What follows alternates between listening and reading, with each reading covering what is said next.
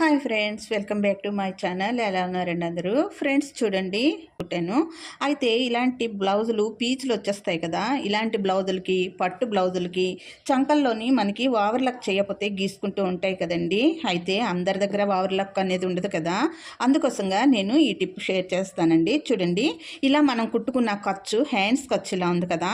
మనం నెక్ పెట్టి ఎలాగైతే తీసుకుంటామో క్రాస్ పీస్లు అలా తీసుకుని ఈ విధంగా స్టిచ్ చేసుకోవాలి. చూడండి, నేను ఎలా స్టిచ్ చేస్తున్నానో అలా స్టిచ్ చేసుకోవాలి.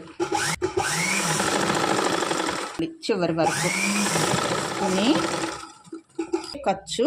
ఈ ఖర్చు లోపల పెట్టి ఇలా అనేది పైన ఫోల్డ్ చేసుకొని స్టిచ్ చేసుకోవాలి.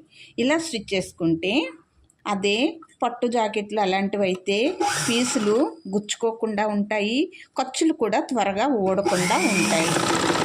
ఈ విధంగా స్టిచ్ చేసుకోవాలి. Thanks for watching.